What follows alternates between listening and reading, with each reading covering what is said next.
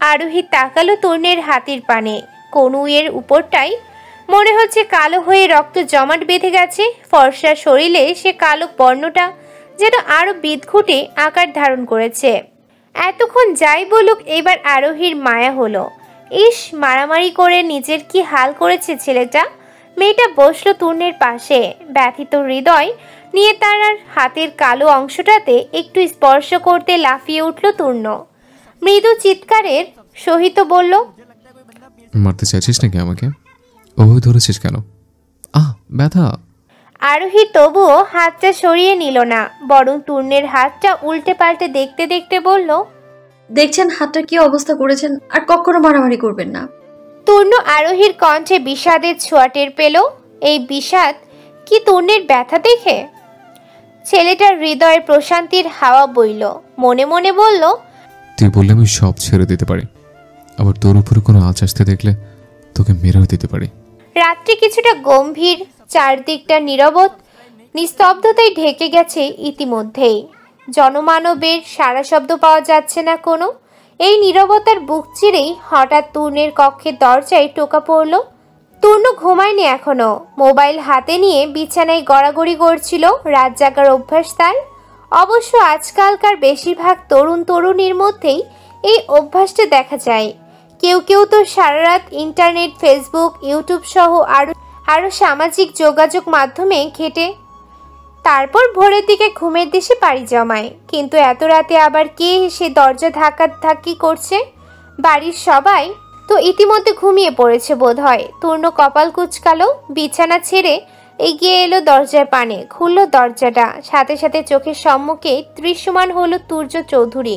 এত রাতে নিজ কক্ষের সম্মুখে বাবাকে দেখে বিস্মিত হলো তরুণ। অবাক সুরে বলল, বাবা তুমি? তুর্য হাসলো, অনুমতি চেয়ে বলল, ভিতরে আসতে পারি? তরুণ ভরকে গেল কিঞ্চিত। তার বাবা কক্ষের ভিতরে ঢোকার জন্য অনুমতি চাইছে। ছেলেটা দ্রুত সরে গেল দরজা থেকে। মেকি হেসে বলল, এসো এসো। তুর্য ভেতরে ঢুকলো। আশপাশটায় একবার চোখ বুলিয়ে সোজা চলে গেল কক্ষের সাথে লাগোয়া ঝুল বারান্দায়। তরুণ গেল তার পিছু পিছু।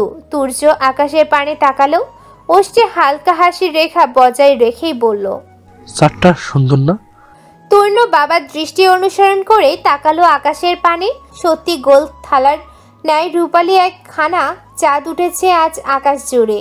স্নিগ্ধ সুন্দর জ্যোৎস্নার আলোয় ছেয়ে গেছে শহরটা। ছেলেটা মাথা নাড়ালো, অসংখ্য সুরে বলল, তুমি নিশ্চয়ই অবাক হচ্ছ আমি এই মাঝরাতে তোমার কক্ষে এসে চাঁদ কেন দেখছি এটা ভেবে।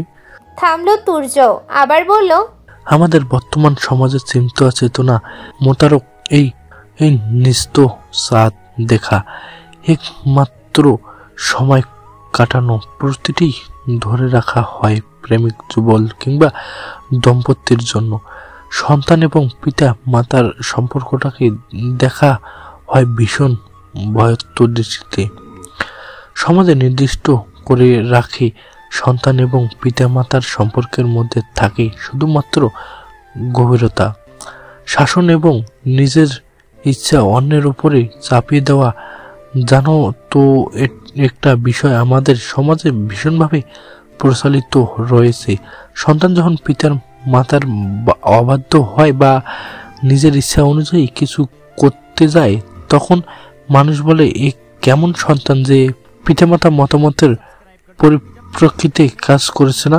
অবশ্যই তাকে পিতামাতার মতামতেই মেনে নিতে হবে, জন্ম দিয়েছে তারা, সুতরাং সন্তানের জীবনে তাদের কথাই হবে শেষ কথা। তুর্য আকাশের দিক থেকে চোখ ঘুরিয়ে তরুণের পানে তাকালো, প্রশ্ন করলো, তুমি এই কথাগুলোর মানে বুঝো? তরুণ ডানে বামে মাথা ঝাঁকালো, অর্থাৎ সে বোঝে না। তপ্ত নিঃশ্বাস ফেলল তুর্য। বারান্দায় মেঝেতে বসতে বসতে বলল, এর মানে তোমার মতামতের কোনো গুরুত্ব নেই। তুমি তোমার পিতামাতার মতামতকে গুরুত্ব দিতে বাধ্য। তারা তোমার উপর তাদের নিজস্ব মতামত চাপিয়ে দিবে, আর তোমার হাজার কষ্ট হলেও হাসি মুখে তা হজম করে নিতে হবে। তাছাড়া কিছু মাতা পিতা রয়েছে, সন্তান তাদের মতের বিরুদ্ধে গেলে তাদের মারধর করে, জনসম্মুখে অপমান করে। সফলরূপ সন্তানের মধ্যে একটা জেদের সৃষ্টি হয়। পিতামাতাকে নিজেদের শত্রু মনে করে। এক সময় এই জেদের বশেই তারা বিপদে চলে যায়। অথচ পিতামাতা যদি ছোটবেলা থেকেই তার সন্তানের বন্ধু চেষ্টা করত, সন্তানদের মতামতের গুরুত্ব দিত, তাদের উপর চড়াও না হয়, জন্মের সম্মুখে তাকে অপমান না করে ঠান্ডা মাথায় বোঝাতো, সমাজের নিয়ম নীতি, ন্যায় অন্যায় সম্পর্কে ধারণা দিত, তবে সন্তান বিপদে হয়তো যেত না। থামলো তুর্য। ইশারা করে তূর্ণকেও বসতে বলল পাশে। তূর্ণ পাশে বসতেই ফের বলতে শুরু করলো, আমি সেই সব পিতাদের মধ্যে নই যারা তাদের সন্তানের উপর নিজের মতামত চাপিয়ে দেয়, মারধর করে কিংবা জনসম্মুখে অপমান করে। সন্তানের কাছে একজন পিতা হয়ে ওঠার পূর্বে একজন বন্ধু হয়ে ওঠা অধিক জরুরি। আমার কাছে আমার মতামতের মতোই তোমাদের মতামত গুরুত্বপূর্ণ, তবে সেই মতামত অবশ্যই ন্যায় সংগঠন হতে হবে। তূর্ণ মাথা নুয়ে নিল। তুর্য তাকালো তার পানে, ঠান্ডা কণ্ঠে প্রশ্ন করলো, মারামারি করছে কেন? আমি কি তোমাকে মারামারি শিক্ষা দিয়েছিলাম? তূর্ণ এলোমেলো দৃষ্টি ফেলল। সে যে তুর্যকে ভয় পায় তেমন নয়, তবে শ্রদ্ধা করে ভীষণ। তূর্ণ সময় নিল একটু, ঢোক গিলে বলল, মাথা গরম হয়ে গিয়েছিল। মাথা গরম হয়ে গেলেই আঘাত করতে হবে। যে কোনো বিষয় দুইভাবে সমাধান করা যায়, প্রথমত শান্তিপূর্ণভাবে, আর দ্বিতীয়ত মারামারি কিংবা ঝামেলায় জড়িয়ে। তুমি কি শান্তিপূর্ণভাবে তোমার সমস্যার সমাধানের চেষ্টা করেছিলে? তূর্ণ তাকালো বাবার পানে, কণ্ঠটা একটু স্বাভাবিক করে বলল, করেছিলাম তো। প্রথমে আমি শান্তিপূর্ণভাবেই সমস্যার সমাধানের চেষ্টা করেছিলাম, কিন্তু ওরাই ঝামেলা শুরু করলো। হুট করে ঘুষে বসালো আমার শরীরে। আমি নিজের রাগটা ধরে রাখতে পারিনি, ব্যাস বেঁধে গেল হাতাহাতি। তুর্য ঠোঁট এলিয়ে হাসলো, গা ছাড়া দিয়ে বলল, তাহলে ঠিক আছে, কেউ শান্তি না চাইলে তোমারও এত দায় পড়েনি শান্তি ধরে রাখার। কেউ একটা দিলে তাকে তিনটা দিয়ে আসবে, তবে প্রথমে অবশ্যই শান্তিপূর্ণভাবে সকল সমস্যার সমাধান করার চেষ্টা করে নেবে। মুরব্বিদের সাথে বেয়াদবি করবে না। তূর্ণ অবাক হলো, এতক্ষণ এত কিছু বুঝিয়ে শেষে কিনা এই বলল তার বাবা। তূর্ণ ভেবেছিল মারামারির বর্ণনা দেওয়ার পর তুর্য রেগে যাবে, গম্ভীর স্বরে বলবে, কুকুর তোমাকে কামড় দিলে কি তুমিও কামড় দিবে? তোমার মারামারি করার একদম উচিত হয়নি। কিন্তু তুর্য তো একদম উল্টো কথা বলল। আরো সাহস দিল তাকে। এই জন্যই তো বাবাকে এত ভালো লাগে তূর্ণের। ছেলেটা দুই হাত বাড়িয়ে জড়িয়ে ধরলো তুর্যকে, বলল, তোমার মতো বাবা পেয়ে সত্যি আমি ধন্য। তুর্য হাসলো, কিঞ্চিত সময় নিয়ে চুপ থেকে হুট করেই প্রশ্ন করলো, ভালোবাসো আরোহীকে? তূর্ণ বাবাকে ছেড়ে দিল। সে যেমনই হোক না কেন, এইভাবে হুট করে বাবার সম্মুখে ভালোবাসার কথা বলতে কেমন লজ্জা লাগছে। তুর্য বুঝে নিল যা বোঝার, উঠে দাঁড়ালো সে। নিজ কক্ষে ফিরে যাওয়ার জন্য পা বাড়ালো, তবে ফিরে যাওয়ার আগে ছেলের কাঁধে হাত রেখে বলে গেল, ভালোবাসলে আগলে রাখতে জানতে হয়, আগলে রেখো তাকে। দীর্ঘ এক রাতের অবসান ঘটিয়ে আকাশে স্থান করে নিয়েছে উজ্জ্বল এক সূর্য। চারিদিকটা ভরে উঠেছে আলোয় আলোয়। আরোহী ঘুম থেকে উঠে পরিপাটি হয়ে বেরিয়ে পড়ল কলেজের উদ্দেশ্যে। বাড়ি থেকে বেরিয়ে এসে সোজা এলো তূর্ণদের বাড়ির সম্মুখে।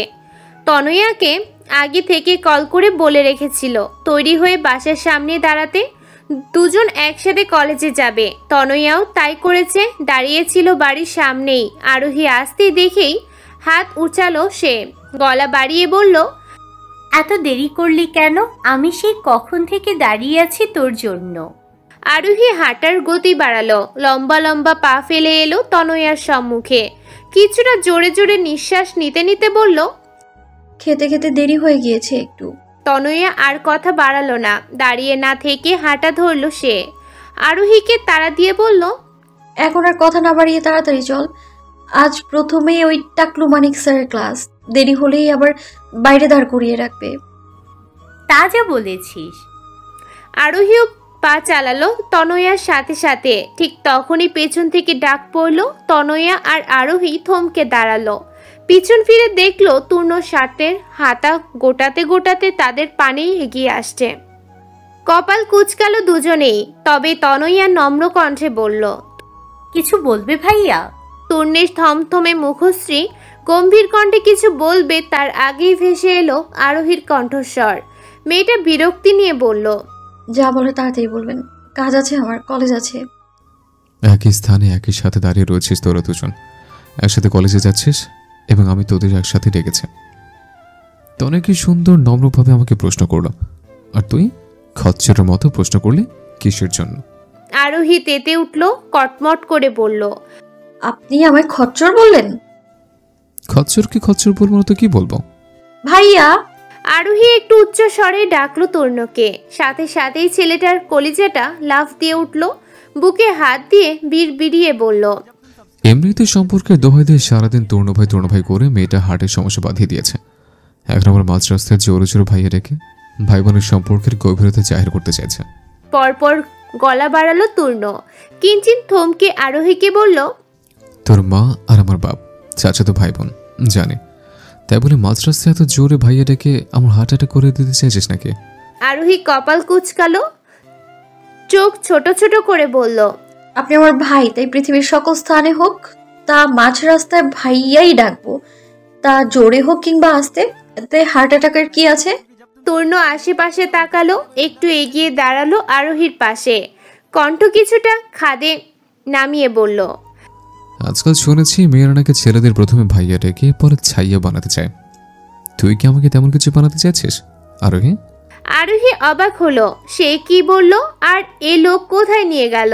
সম্পর্কের খাতিরে তো সর্বদা ভাইয়া বলেই এই লোককে সম্বোধন করে আরোহী, আর আজ সেই ভাইয়ার সম্বোধনকে টেনে হিস্টে ছাইয়া পর্যন্ত নিয়ে গেল। আরোহী কপাল কুঁচকালো, বিরক্তি ভরা কণ্ঠে বলল, একদম বাজে বাজে কথা বলবেন না তূর্ণ ভাই, আমি আপনাকে। এইটুকু বলতে মেয়েটাকে থামিয়ে দিল তূর্ণ। আতঙ্কিত স্বরে বলল, আমি কিন্তু মোটেও তোর মতো একটা দাচ্চাল ছোকরুটে মহিলা ছাইয়া হতে ইচ্ছুক নই। এসব চিন্তা বাদ দে আরোহী, আর একটু ভালো কিছু ভাব। আরোহীর বিরক্তি বাড়ল, কটপট করে সে তাকালো তূর্ণের পানে, দাঁতে দাঁত চেপে বলল, পারবো না ভালো কিছু ভাবতে, আমি খারাপ কিছুই ভাববো, আপনার কি তাতে? তার মানে তুই স্বীকার করছিস যে তুই আমাকে নিয়ে আজে বাজে কথা চিন্তা করিস, আমাকে ছাইয়া বানাতে চাস? নিজের কথায় নিজেই ফেঁসে গেল আরোহী।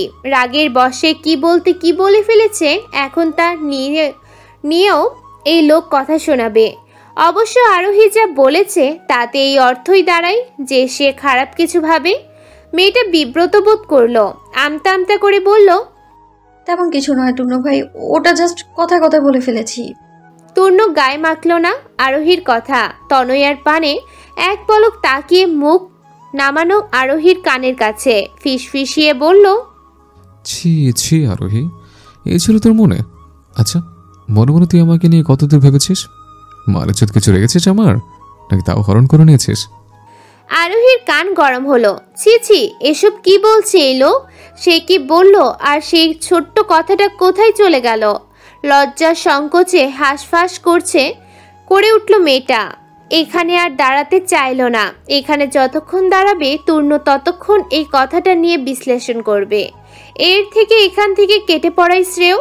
আরোহী অপ্রস্তুত ভঙ্গিতে পা কলেজের পানে। তনয়াকে তাড়া দিয়ে বলল, কলেজে গেলে চল, নয়তো দাঁড়িয়ে থাক। তনয়া এতক্ষণ দাঁড়িয়ে দাঁড়িয়ে শুনছিল তূর্ণ এবং আরোহীর কথোপকথন। এই দুজন যখনই সামনাসামনি আসে তখনই ঝগড়া বাঁধে। এ আর নতুন কিছু নয়, তাই আর আগ বাড়িয়ে এদের ঝগড়ায় ঢোকেনি সে। তবে এখন আরোহীর তাড়া শুনে সেও তাড়া লাগালো, ছুট লাগালো মেয়েটার পিছু পিছু। তূর্ণ ঠোঁট এলিয়ে হাসলো, সেও হাঁটা ধরলো ওদের পেছনে। গতকাল যখন থেকে শুনেছে আরোহীকে কেউ পটাতে চাইছে, প্রেম নিবেদন করেছে, তখন থেকে আর শান্তি পাচ্ছে না ছেলেটা। একটাকে তো মেরে ধরে শাসিয়ে এসেছে, কিন্তু এরপর যদি আর কেউ আবার মেয়েটার পিছু লাগে, আরোহীকে ছিনিয়ে নিতে চাই তার থেকে। না না, এই মেয়েটাকে নিয়ে কোনো ধরনের ঝুঁকি নিতে চায় না তূর্ণ। তাই এখন থেকে মেয়েটাকে সর্বদা চোখে চোখে রাখার সিদ্ধান্ত নিয়েছে সে। কিছুটা সময় অতিবাহিত হতেই কলেজে পৌঁছালো আরোহী এবং তনয়া। ক্যাম্পাসে ইতিমধ্যে অনেকটাই জনশূন্য হয়ে পড়েছে। সকলের বোধ হয় ক্লাস শুরু হয়ে গেছে। আরোহী এবং তনয়া ব্যস্ত পায়ে গিয়ে দাঁড়ালো ক্লাসের নিকটে। জানালা থেকে দেখলো মানিক স্যার নামক মধ্যবয়স্ক অধ্যাপক ঘুরে ঘুরে পাঠদান করছেন। মাথার মধ্যভাগে আর তেল চকচক টাকটা স্পষ্ট। এখন যদি সম্মুখের দরজা থেকে ক্লাসে ঢোকার চেষ্টা করে তবে নির্ঘাত লোকটা তাদের বকাবকি করে বাইরে দাঁড় করিয়ে রাখবে, আর যদি না ঢুকে ক্লাস মিস দেয় তবে বাড়িতে নালিশ পাঠাবে। উভয় দিকে সংকট, এখন কোন দিকে যাবে তারা? আরোহী এবং তনয়া একে অপরের পানে তাকালো। অতঃপর ঘুরে গেল ক্লাসের পিছনের দিকে, মাথা নিচু করে লুকিয়ে ঢুকতে নিল ক্লাসে। ঠিক তখনই ভেসে এলো গম্ভীর এক কণ্ঠস্বর, ওখানে দাঁড়িয়ে যাও। আরোহী এবং তনয়া চমকালো, শটান হয়ে দাঁড়িয়ে গেল মুহূর্তেই। মানিক স্যার এগিয়ে এলেন তাদের দুজনের পানে, চশমার ফাঁক থেকে তাকিয়ে শুধালেন, একে তো দেরি করে এসেছো, তার উপর আবার লুকিয়ে লুকিয়ে ঢুকছিলে। ঢোক গেল দুজনেই। আরোহী আমতা আমতা করে বলল, না কি হয়েছে স্যার? রাস্তায় বাকিটুকু আর শেষ করার সুযোগ হলো না মেয়েটার। তার আগেই মানিক স্যার থমকে বলল, ক্লাসের বাইরে গিয়ে দাঁড়াও দুজনেই। স্যারের ধমকে চমকে উঠল দুজনেই, মাথা নিচু করে ফেলল তৎক্ষণাৎ। তনয়া কিছুটা অনুনয়ের সাথে বলল, সরি স্যার, আর কখনো এমন হবে না। মানিক স্যার শুনলেন না কোনো কথা, গম্ভীর কণ্ঠে ফের বললেন, বাইরে গিয়ে দাঁড়াও তাড়াতাড়ি। আরোহী এবং তনয়া আরও কিছুক্ষণ অনুনয় করল, তবে শেষ পর্যন্ত গিয়ে ক্লাসের বাইরেই দাঁড়াতে হলো তাদের। স্যারটাও খবিশ বেশ, কোনো কথা শুনল না। একটু তো দেরি করেছে, কি হতো মাফ করে দিয়ে ক্লাসে বসতে দিলে। আরোহীর রাগ লাগলো প্রচুর, মনে মনে কিছু অভিশাপও দিয়ে ফেললো সে স্যার এবং স্যারের বউকে। তবে সবচেয়ে বেশি রাগ লাগলো তূর্ণের উপরে। ওই লোকটার জন্যই তো সব হয়েছে। তখন যদি ওই লোকটা তাদের পেছন থেকে না ডাকতো, দাঁড় করিয়ে উদ্ভট সব কথা বলে সময় নষ্ট না করত, তবে ঠিক সময় কলেজে পৌঁছাতে পারত আরোহী আর তনয়া। শুধু শুধু লোকটা তাকে দাঁড় করিয়ে বিভ্রান্তিকর একটি পরিস্থিতিতে ফেললো, আর এখন ক্লাসের বাইরেও দাঁড়িয়ে থাকতে হচ্ছে। ক্লাসের সবার সম্মুখে কি এক লজ্জাজনক পরিস্থিতি এটা। সবাই নিশ্চয়ই তাদের নিয়ে মনে মনে হাসছে। আকাশটা মেঘে ঢাকা, সূর্যের দেখা নেই আজ। গতকাল রাত থেকে যে এই বৃষ্টি শুরু হয়েছে তা কমেনি এখনো। টুপটাপ ধ্বনি তুলে অঝোর ধারায় ঝরছে ভূমিতে। আরোহী আজ কলেজে যায়নি।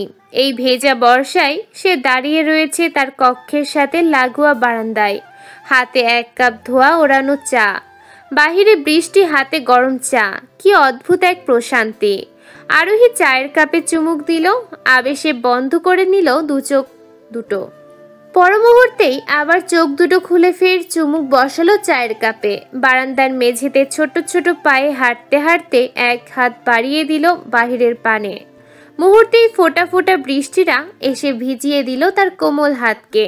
শিরশির করে উঠল শরীরখানা, ঠোঁটের কোণে ফুটে উঠল মৃদু প্রশান্তির হাসি।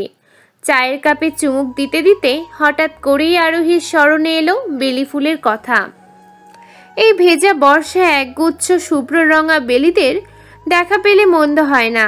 সেদিন তূর্ণের ঘরের বারান্দায় যখন কিছু বেলি ফুলের চারা লাগাতে গিয়েছিল, আরোহী তখন খেয়াল করেছিল বারান্দায় থাকা অন্যান্য বেলি গাছে বেশ সুন্দর ছোট ছোট কিছু কলি নিয়েছে। আজ তা ফুটে যাওয়ার কথা। আরোহী আর সময় নষ্ট করল না, দ্রুত পায়ে এলো কক্ষের ভিতরে। চায়ের কাপটা টেবিলের উপরে রেখে একটা ছাতা হাতে নিয়ে বেরিয়ে পড়ল গৃহের বাইরে। রাস্তাঘাটে ইতিমধ্যে পানি জমে গিয়েছে। ঢাকার এই একটা সমস্যা, একটু বৃষ্টি হলেই পথে ঘাটে পানি জমে যায়, ড্রেনগুলো অপরিষ্কার, ময়লা আবর্জনায় ভরে রয়েছে। পানি নিষ্কাশনের ভালো কোনো উপায় নেই।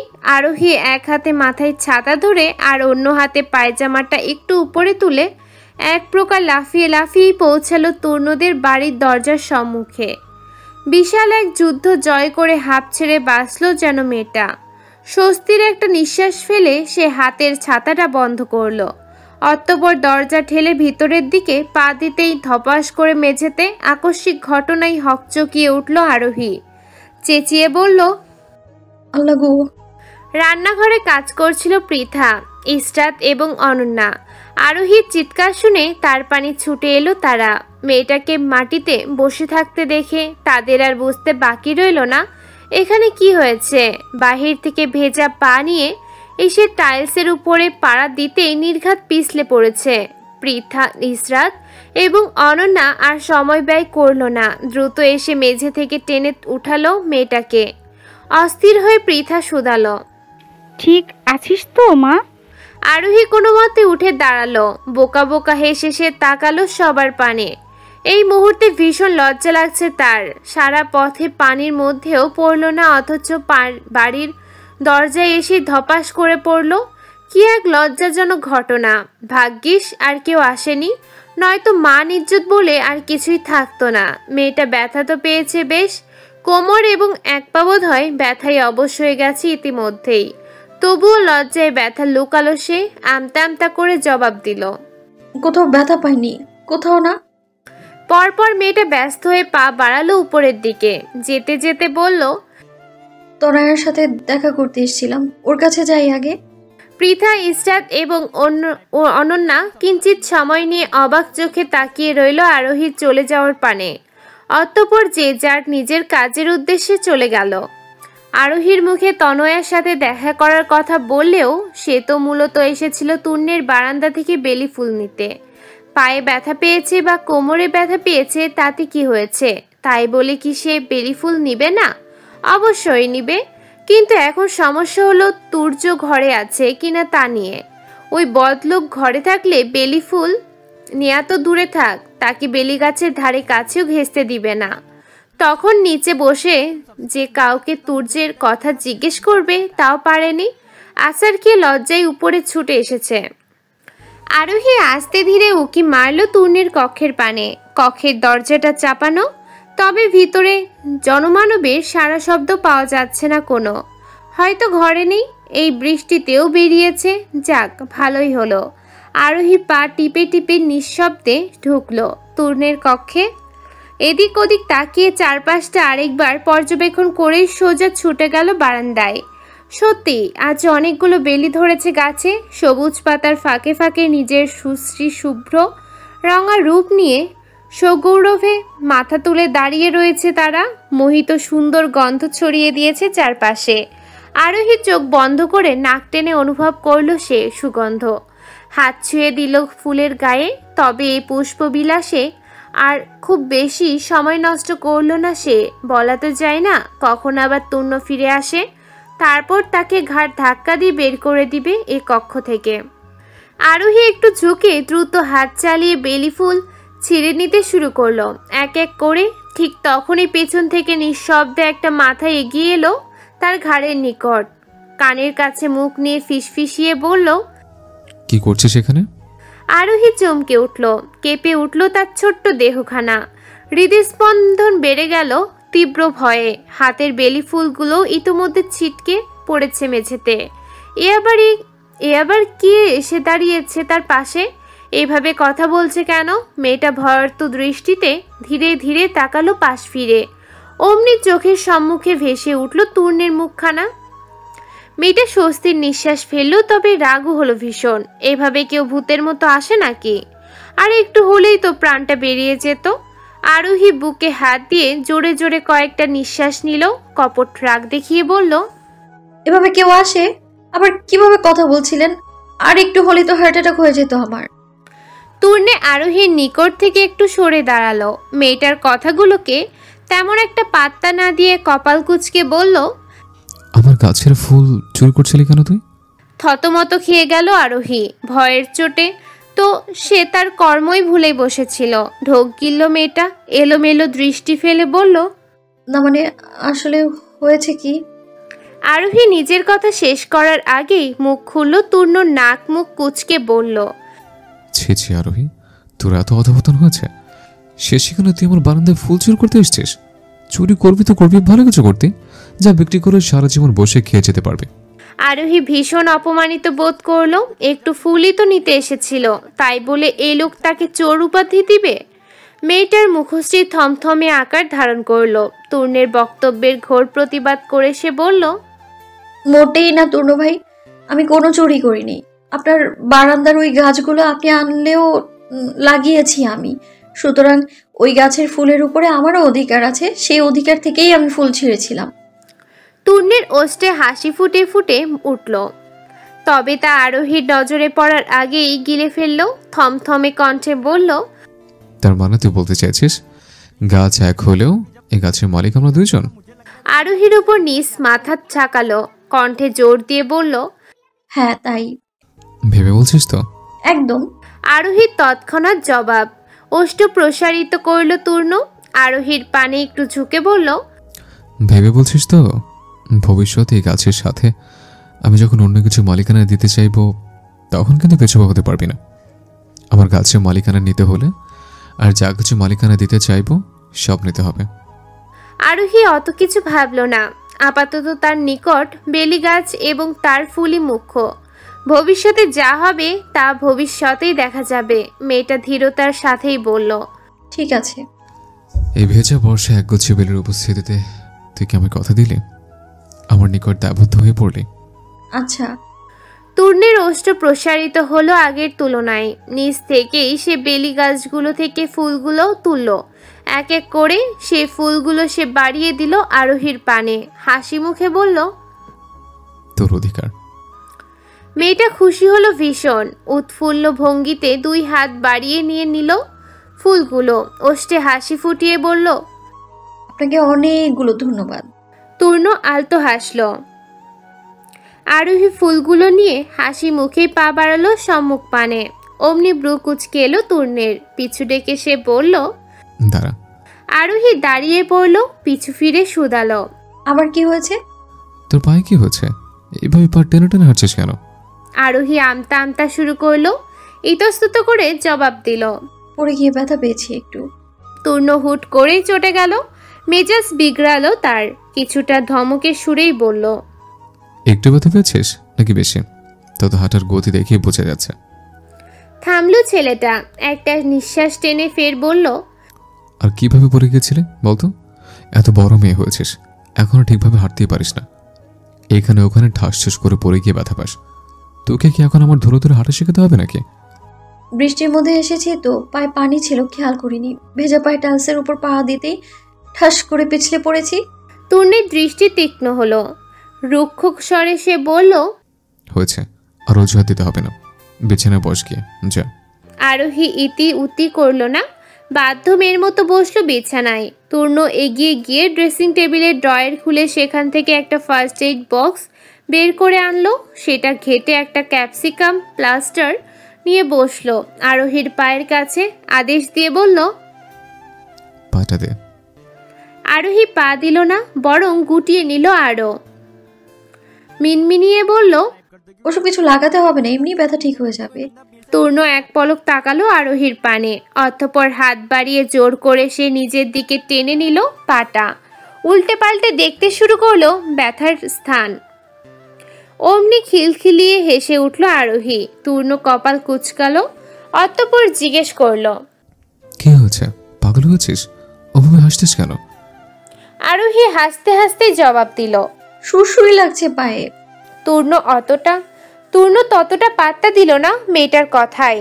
সে তার নিজের মতো করে যত্ন করে আরোহীর পায়ের ব্যথা স্থানে ক্যাপসিকাম প্লাস্টারটা লাগালো।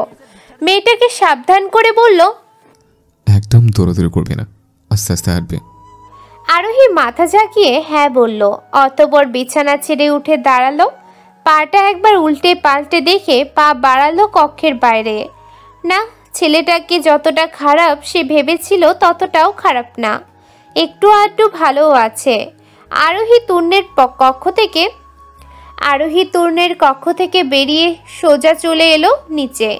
এ বাড়িতে তার যা নেয়ার জন্য এই বৃষ্টিকে উপেক্ষা করেও আসা তা তো নেয়া হয়েই গেছে। এখন আর এখানে থেকে লাভ কি? তাই আর সে সময় ব্যয় না করে পা বাড়ালো বাড়ির সদর দরজার পানে। গলা উঁচিয়ে রান্নাঘরে রান্নার কাজে নিয়োজিত মামিদের উদ্দেশ্য করে বলল, মামি গেলাম আমি। কথাটা বলে সামনের দিকে আর 2 কদম যেতেই ছোট্ট অনয় দৌড়ে এসে পথ আগলে দাঁড়ালো, তার কোমরে হাত দিয়ে বলল, কোথায় যাচ্ছ ভূত কুমারী? আরোহী হাসলো, অনয়ের গাল টেনে দিয়ে বলল, বাড়িতে ফিরছি ভুত্তা কুমার, তুমি যাবে আমার সাথে? অনয় ডানে বামে মাথা ঝাঁকালো আর একটু এগিয়ে এসে মেয়েটার ওড়নার এক কোণা টেনে ধরে বলল, তুমি যেতে পারো না, আজকে আমার সাথে থাকবে। তা কি করে হয়? আমি না গেলে আম্মু চিন্তা করবে তো, তার থেকে তুমি আমার সাথে চলো। আরোহীর কথার মধ্যে সেখানে এসে উপস্থিত হলো পৃথা। মেয়েটার বাড়িতে ফেরার কথা শুনেই রান্নাঘর থেকে ছুটে এসেছে সে। এসে অনয়ের সাথে তাল মিলিয়ে বলল, তোর মাকে আমি কল করে দেব, সে আর চিন্তা করবে না। তুই আজ আমাদের বাড়িতে থেকে যা। কিন্তু মামি। কোনো কিন্তু না, বাইরে কি বৃষ্টি দেখছিস? এমনি আসার সময় একটা আছাড় খেয়েছিস, আর একটা খাওয়ার ইচ্ছে আছে নাকি?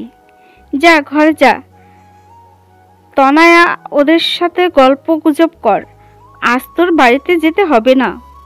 পৃথা নিজের কথাগুলো বলে চলে গেল। আরোহীও আর মামির কথার উপরে কিছু বলার খুঁজে পেল না। অগত্যা তাকে থেকে যেতে হলো এ বাড়িতেই। অনয় খুব খুশি হলো তার ভূত্তা কুমারীর থাকায়।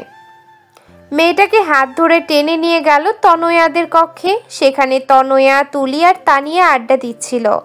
আরোহীকে দেখে খুশি হলো তারাও। তুলি এবং তানিয়া ছুটে এসে 2 দিক থেকে জড়িয়ে ধরলো আরোহীকে। তুলি কিঞ্চিত উৎফুল্ল হয়েই শোধালো, তুমি কখন এসেছো আপু? এই তো একটু আগেই। সুতার বক্সটা দে তো, মালাগাথি একটু।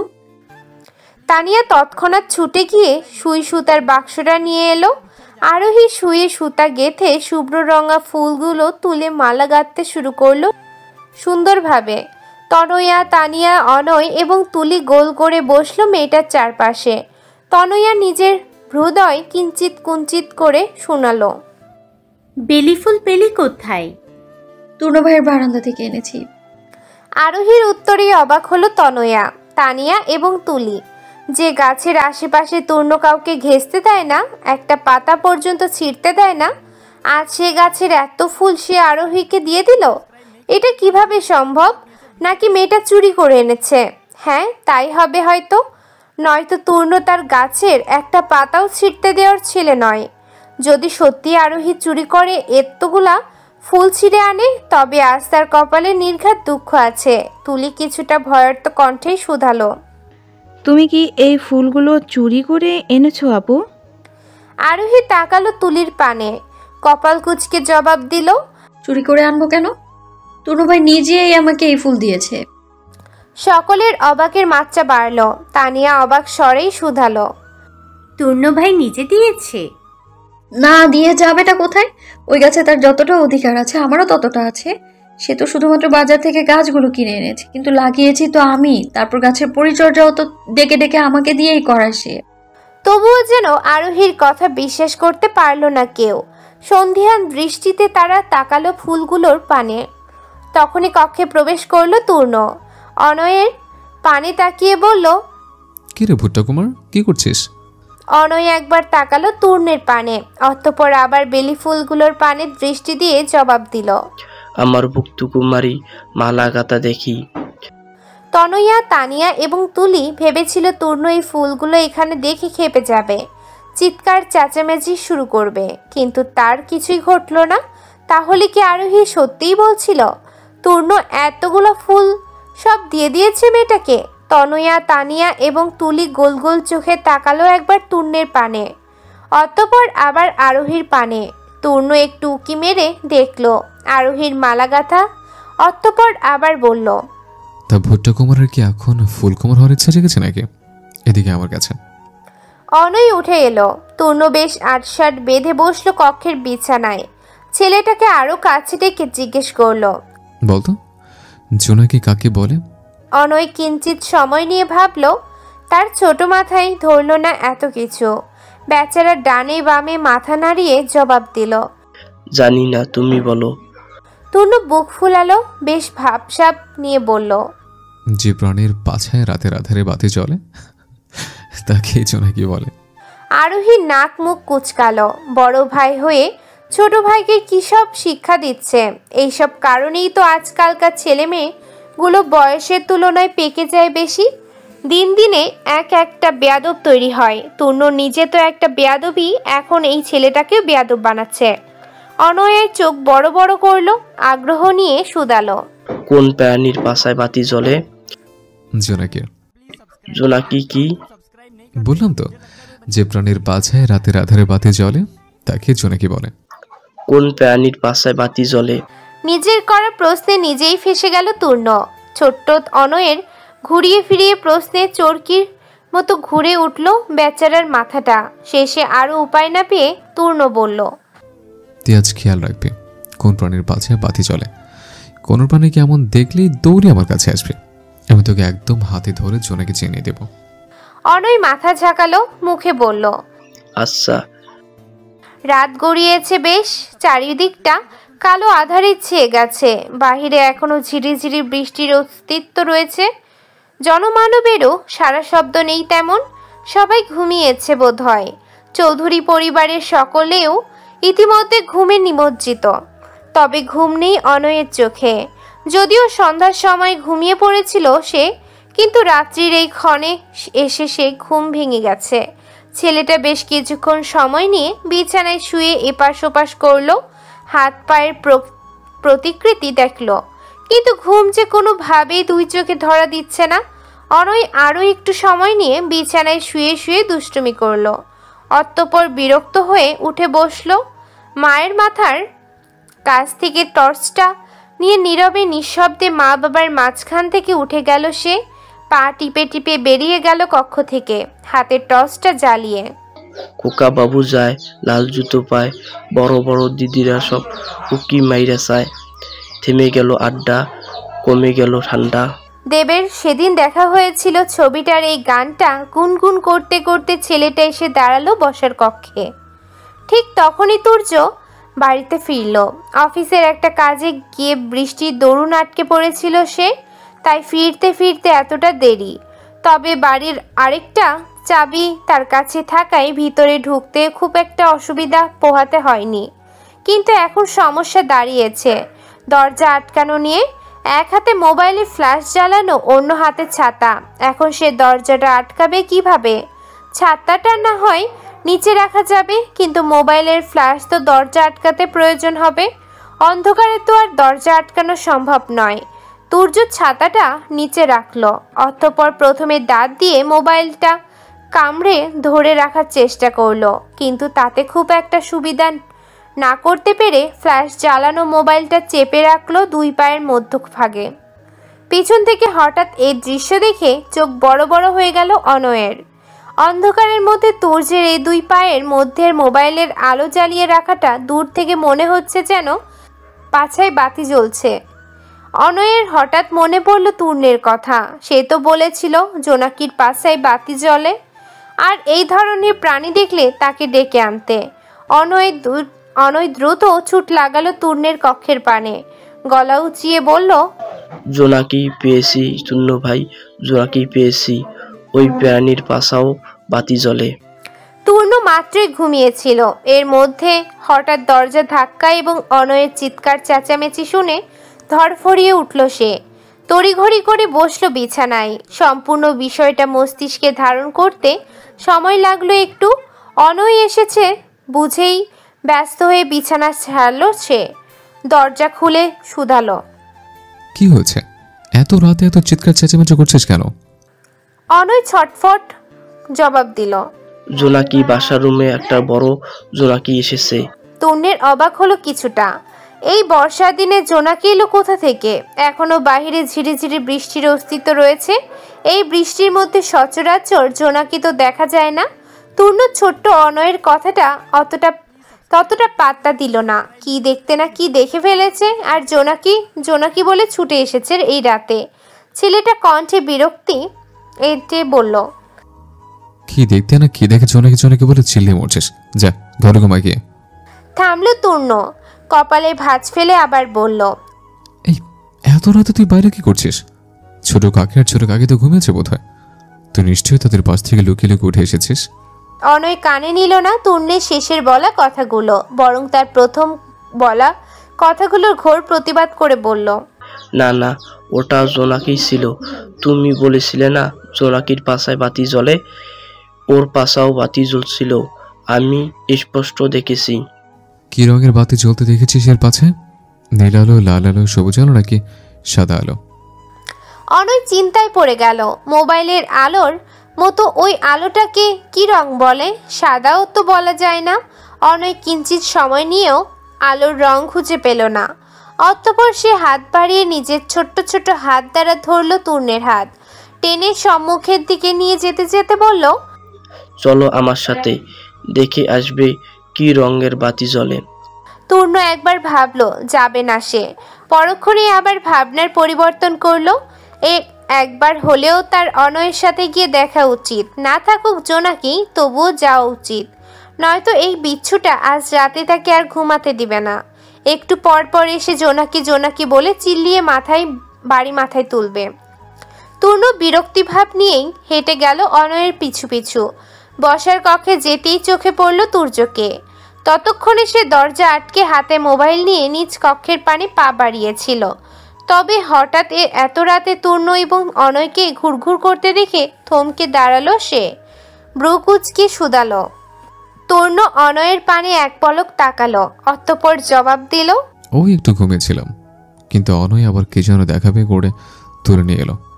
অনয় অবশ্য তুর্য আর তূর্ণের কথার পানে খেয়াল করল না। চোখ বুলিয়ে সে আশেপাশে খুঁজলো জোনাকিকে, কিন্তু জোনাকি কোথায়? এইটুকু সময়ে জোনাকি কোথায় চলে গেল? পাছায় বাতি জ্বলা তেমন কোনো প্রাণীকে তো চোখে পড়ছে না কোথাও। তবে কি চলে গেল জোনাকি? অনয় আশেপাশে নজর ঘুরাতে ঘুরাতেই বলল, এখানেই তো ছিল জোনাকি, এখন কোথায় গেল? কোনো জোনাকি টোনাকি নেই। বৃষ্টির মধ্যে জোনাকিদের তো খেতে কাজ নেই যে ভিজে ভিজে তোকে দেখা দিতে আসবে। যা ঘরে গিয়ে ঘুমা। না, জোনাকি এসেছিল, আমি সত্যিই দেখেছি। আর তুমি যে এমনটা বলছিলে ওর পাশায়, ওর পা। অনয়ের পুরো কথা শেষ হওয়ার আগেই হাত উঁচিয়ে তার মুখ চেপে ধরল তূর্ণ। জোনাকির যে ঐতিহাসিক সংজ্ঞা সে দিয়েছে, সে সংজ্ঞা তার বাবা শুনলে নির্ঘাত হার্ট অ্যাটাক করবে। আর মান-ইজ্জত যা যাবার তা তো যাবেই। অনয় নিজের মুখ থেকে তূর্ণের হাত সরাতে চাইল, কিন্তু তূর্ণ হাত সরালো না। আমতা আমতা করে বলল, তো জোনাকি বোধহয় আমাদের এখানে আস্তে আস্তে উঠে গেছে। কাল আমরা দুজন মিলে জোনাকি খুঁজবো আবার। এখন ঘরে চল। পরপর তূর্ণ বাবার পানে তাকালো, বিদায় নিয়ে বলল, আমরা ঘুমাই গিয়ে, তুমি ফ্রেশ হয়ে নাও। অনয়কে নিয়ে তূর্ণ তাড়াহুড়ো করে চলে গেল। তুর্য আর ঘাটল না বিষয়টা নিয়ে। এমনিও বাইরে থেকে এসেছে সে, এই মুহূর্তে তার ফ্রেশ হয়ে খাওয়া দাওয়া প্রয়োজন। ক্ষুধায় পেটের মধ্যে ইঁদুর দৌড়াচ্ছে। বর্ষাকাল, এই সময়ে সূর্যের দেখা পাওয়াই যেন কঠিন হয়ে উঠেছে। সারাদিন আকাশে শুধু কালো মেঘের আনাগোনা আর ঝাঁকে ঝাঁকে বৃষ্টির আগমন। তূর্ণ এই বৃষ্টির মধ্যে বন্ধু বান্ধবদের সাথে নিয়ে বেরিয়ে পড়ল ফুটবল খেলার উদ্দেশ্যে। বৃষ্টির মধ্যেই তো ফুটবল খেলার আসল মজা। বেশ কয়েকজন বন্ধু বান্ধব নিয়ে বাড়ির কাছে পিঠেই এক মাঠে এলো ছেলেটা। সকলের পরনেই হাফ প্যান্ট আর টি শার্ট। তারা আর সময় ব্যয় করলো না খুব বেশি, নিজেদের মতো করে খেলা শুরু করলো স্বল্প সময়ের ব্যবধানেই। বৃষ্টির কারণে আশেপাশে খেলা দেখার মতো তেমন দর্শক নেই বললেই চলে। তবে মাঠের একদম শেষ প্রান্তে কিছু ছেলে মেয়েদের উপস্থিতি দেখা যাচ্ছে। প্রত্যেকের মাথাতেই ছাতা থাকাই তেমন একটা মুখ দেখা যাচ্ছে না কারোর। তূর্ণ সেদিকে বেশি খেয়াল করলো না। দৌড়ে ঝাঁপিয়ে শরীরে কাটা মাটি মেখে খেলছে সে। কিন্তু মাঠের ওই প্রান্ত থেকে তূর্ণের একজন বন্ধু সোহাগ দৌড়ে এলো তার পানে। ছাতা মাথায় দেওয়া ছেলে মেয়েগুলো পানে ইশারা করে বলল, ওইটা তোর বোন না? তূর্ণ বল নিয়ে দৌড়াতে দৌড়াতে জবাব দিল, কোন বোন? ওই যেন নাম। হ্যাঁ, তনয় আর আরোহী। তূর্ণ থেমে গেল। কপালে ভাঁজ পড়ল তার। সকাল 11টা কিংবা 11:30 বাজে কেবল। এখন তো তনয়া এবং আরোহীর কলেজে থাকার কথা। তারা এখানে কি করছে? তূর্ণ বল ফেলে রেখে ছুটে গেল মাঠের শেষ প্রান্তে। সেখানে গিয়েই চোখে পড়ল একটা ছেলে আরোহীকে কিছু কদম ফুল দিচ্ছে।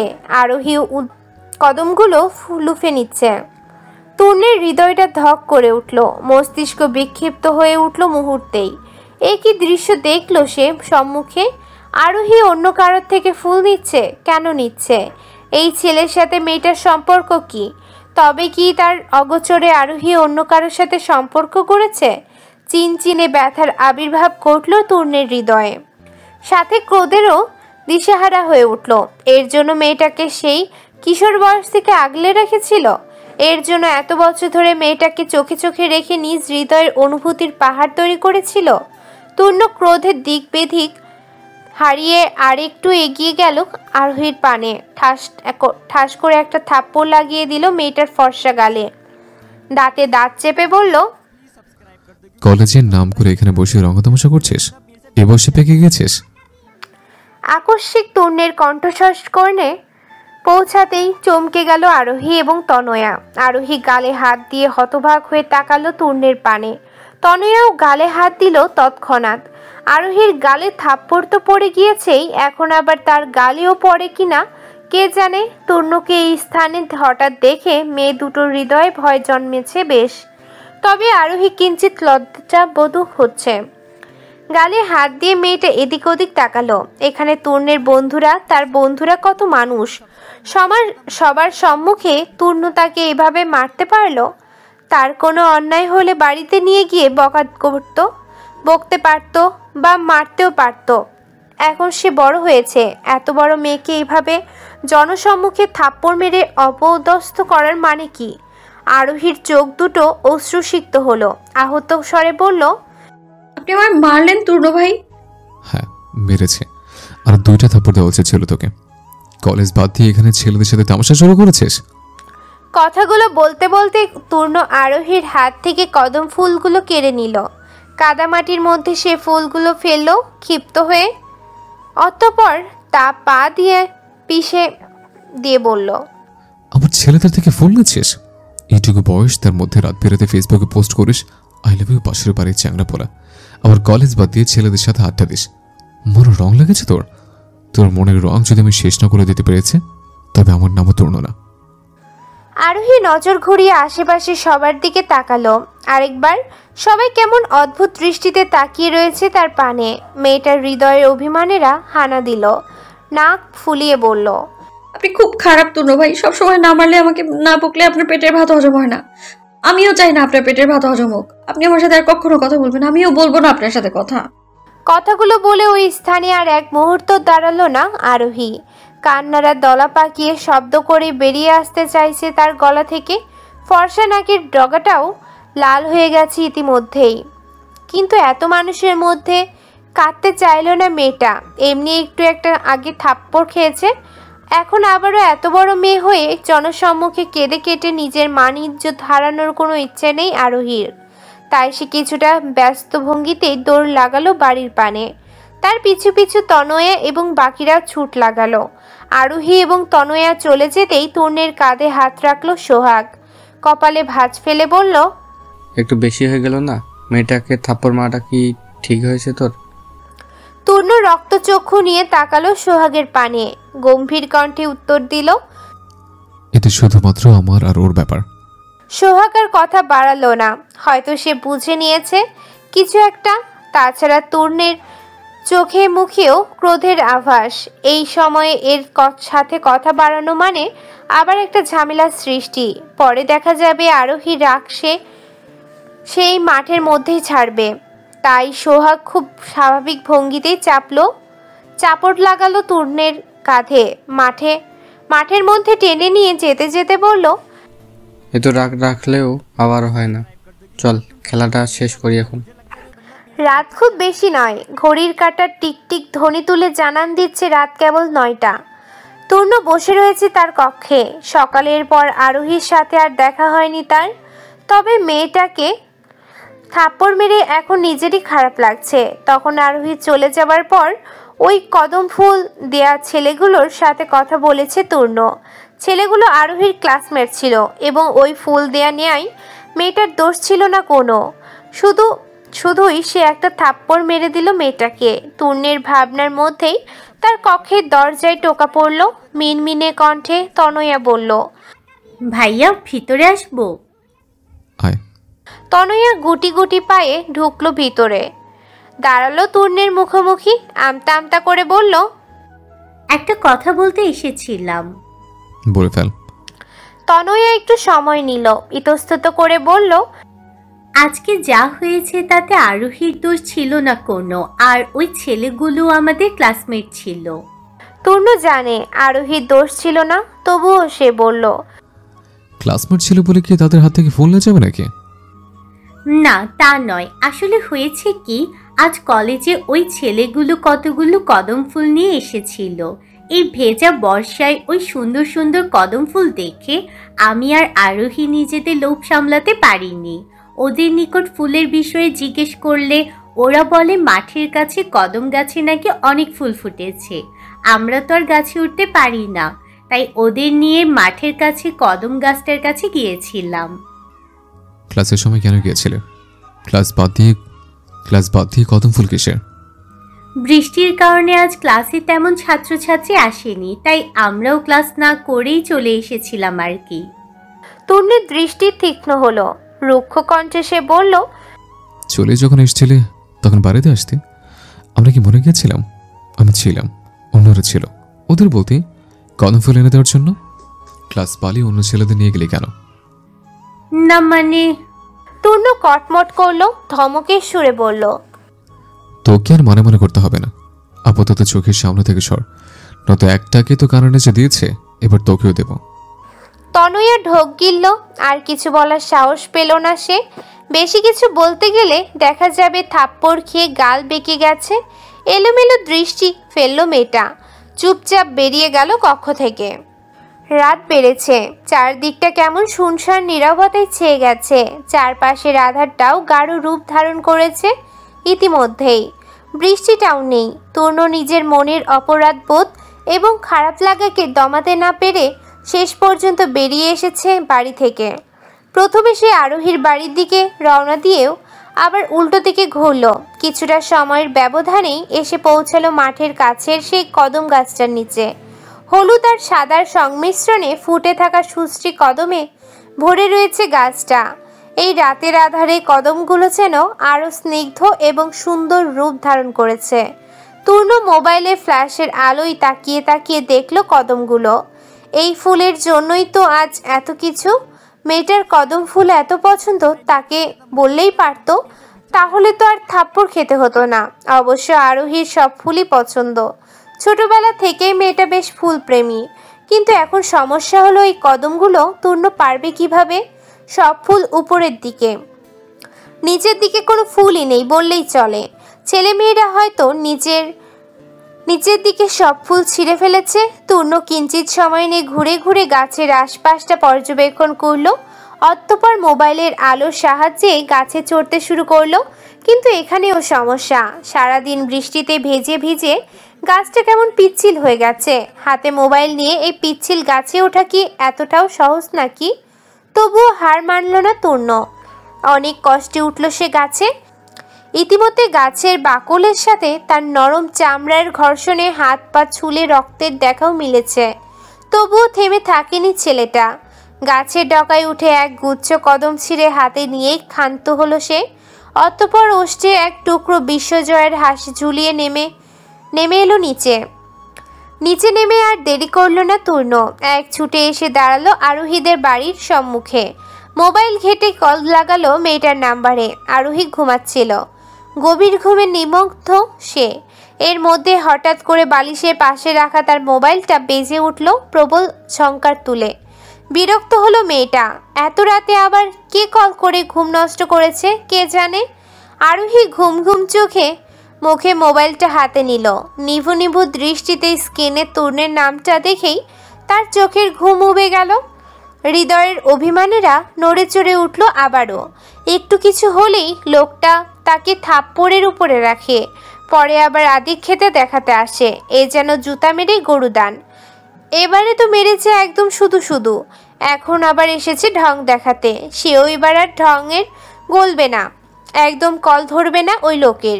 কিন্তু এই লোক তো থামছে না, একের পর এক কল দিয়েই যাচ্ছে। আরোহী একবার ভাবলো মোবাইলটা বন্ধ করে নিবে, পরক্ষণে আবার ভাবলো কলটা একবার ধরে দেখা যাক লোকটা কি বলে। উল্টাপাল্টা কিছু বলা শুরু করলে না হয় কলটা কেটে মোবাইলটা বন্ধ করে দেওয়া যাবে। আরোহী কল রিসিভ করে মোবাইল কানের কাছে ধরলো, থমথমে কণ্ঠে বলল, আসসালামু আলাইকুম। এত রাতে কল করেছেন কেন? তূর্ণ সালামের উত্তর দিল, অতঃপর বেশি কথা না বাড়িয়ে বলল, নিচে আয়। আরোহী ব্রু কুচকালো, কপালে ভাঁজ ফেলে বলল, কেন? আগে আয় তো নিচে, তারপর দেখবি। কথাটা বলেই পরপর কল কাটলো তূর্ণ। আরোহী ব্রু কুচকে রেখে বিছানা ছাড়লো, লম্বা লম্বা পা ফেলে গিয়ে দাঁড়ালো জানালার নিকট। উকি দিয়ে দেখলো তূর্ণ সত্যিই দাঁড়িয়ে রয়েছে। কিন্তু এত রাতে এই লোক এখানে কি করছে?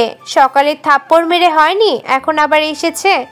মেয়েটা বিছানার পাশ থেকে ওড়না নিয়ে পরিপাটিভাবে গায়ে জড়িয়ে নিয়ে নেমে এলো নিচে।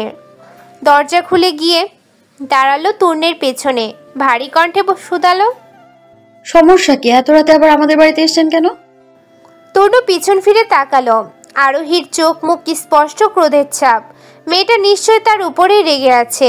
হাসলো তূর্ণ, তার হাতে ধরে থাকা কদম গুচ্ছ বাড়িয়ে দিল মেয়েটার পানে। মোহিত কণ্ঠে আওড়ালো, এই ভেজা বর্ষায় একগুচ্ছ কদম হাতে আমি দাঁড়িয়ে রয়েছি তোমার অভিমুখে। তুমি কি নেবে এই কদম গুচ্ছ, নাকি ফিরিয়ে দেবে আমায়? তূর্ণের কণ্ঠে এমন বাক্য শ্রবণে চমকালো আরোহী। এই রাতে এখানে এসে এই লোক এমন প্রেমময় বাক্য আওড়াচ্ছে কেন? একে আবার ভূতে টুতে ধরলো নাকি নাকি অন্য কিছু? আরোহীর হৃদয়ের বিভিন্ন প্রশ্নেরা হানা দিতে শুরু করলো। এতদিনের কাজিন সম্পর্কটা ভেঙে অন্য সম্পর্কের আভাস দিতে শুরু করলো তাকে। হৃদস্পন্দন বাড়ল তার। তবে তার এই আভাসের উপরে এক বালতি পানি ঢেলে খেকিয়ে উঠল তূর্ণ। ধমকের সুরে বলল, কি হলো, ফুলগুলো ধরবি নাকি ফেলে দেবো? আরোহীর ভাবনা চিন্তায় ফাটা পড়ল। নিজের উপর নিজে বিরক্ত হলো ভীষণ। এসব সে কি ভাবছিল? এই খবিশ লোক আর অন্য অনুভূতি অসম্ভব হতে পারে। কোনো কবিতা লাইন এনে তার সম্মুখে ঝেড়ে দিয়েছে। এই ব্যতীত আর কিছুই নয়। আরোহী মুখ বাঁকালো, ভেঙচি কেটে বলল, আপনার কদম আপনিই রাখুন, লাগবে না আমার। তুই নিবি না এই ফুলগুলো? না। নিশ্চিত হয়ে বলছিস তো? শতভাগ নিশ্চিত। হঠাৎই তূর্ণ ভোল বদলালো। এতক্ষণ শক্ত কণ্ঠে কথা বললেও এই পর্যায়ে এসে কণ্ঠ নরম করলো সে। হাত দুটো উল্টে পাল্টে দেখিয়ে বলল, তোর জন্য কদম অর্ধে গিয়ে দেখ হাত দুটো কি অবস্থা হয়েছে। আর এখন তুই বলছিস নিবি না? আরোহী পূর্ণ দৃষ্টিতে তাকালো তূর্ণের হাতে পানে। সত্যি হাত দুটো ছিলে ছুলে একাকার অবস্থা। ফর্সা হাত দুটোতে লাল রক্ত লেগে আছে। মায়া লাগলো মেয়েটার। এই কদমগুচ্ছ আর ফিরিয়ে দিতে পারলো না সে। হাত বাড়িয়ে নিল হাতে, থমথমে কণ্ঠে বলল, শুধুমাত্র আপনার হাতের অবস্থা দেখে মায়া লেগেছে বলে নিলাম, নয়তো নিতাম না আমি। তূর্ণ ওষ্ঠ প্রসারিত করলো, আরোহীর হাত টেনে বলল, চল একটু হেঁটে আসি। আরোহী দিব্যুক্তি করল না, থমথমে মুখশ্রী নিয়ে হাঁটা শুরু করলো তূর্ণের পাশে পাশে। দুজনের মধ্যে নীরবতা বিরাজমান, কেউ কথা বলছে না কোনো। বেশ কিছুক্ষণ সময় নিয়ে নীরবতা ভাঙল তূর্ণ।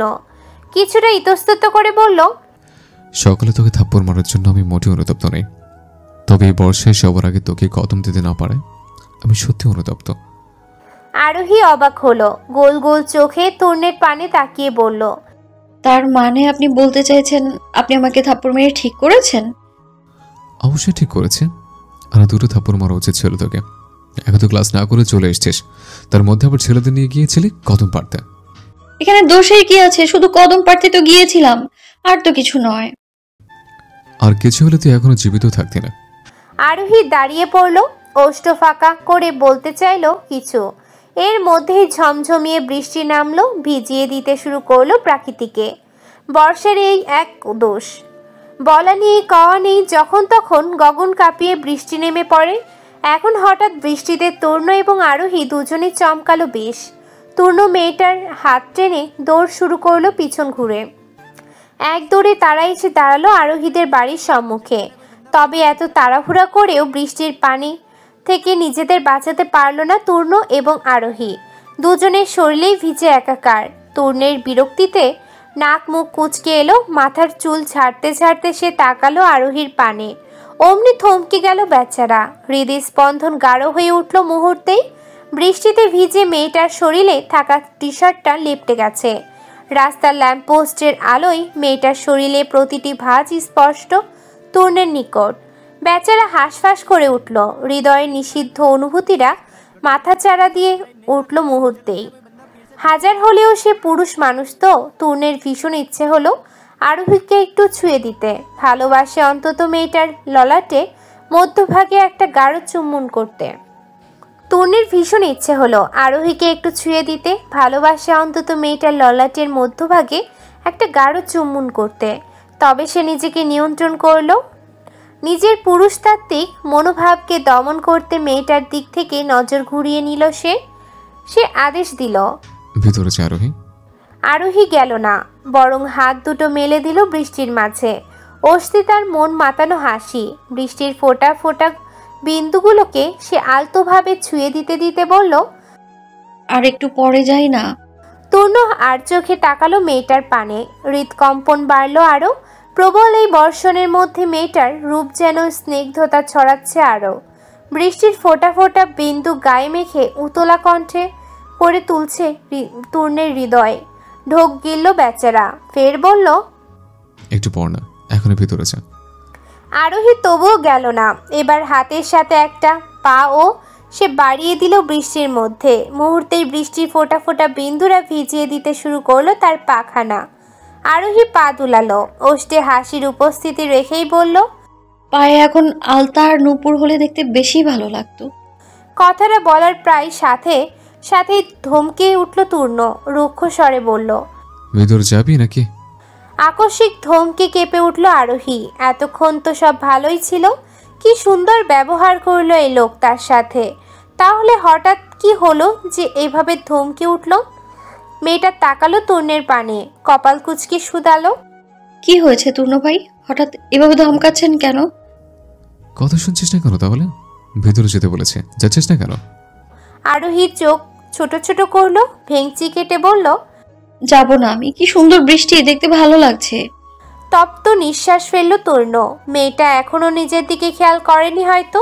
যদি খেয়াল করত তবে এতক্ষণে লাজে মুষড়ে পড়তো, ছুটে পালাতো তূর্ণের সম্মুখ থেকে।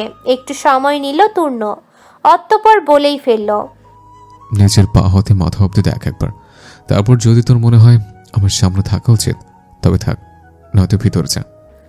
আরোহী ব্রোকোজকে তাকালো নিজের পানে। অমনি চমকে উঠল। বৃষ্টির পানিতে ভিজে কি বিশ্রী দেখাচ্ছে তাকে। শরীরের প্রতিটি ভাঁজ স্পষ্ট হয়ে উঠেছে যেন। আর সে কিনা এভাবে এতক্ষণ দাঁড়িয়েছিল এই লোকের সম্মুখে।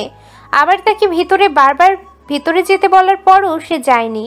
লজ্জায় মুছড়ে পড়ল আরোহী। আর এক মুহূর্ত তূর্ণের সম্মুখে দাঁড়িয়ে থাকার শক্তি পেল না সে। এক দৌড়ে চলে গেল গৃহের ভিতরে। তূর্ণ হাসল। ভেজা চুলগুলোতে হাত বুলাতে বুলাতে সেও নেমে পড়ল বৃষ্টির মধ্যে। আজ রাতটা হোক না একটু বৃষ্টিময়, সুন্দর।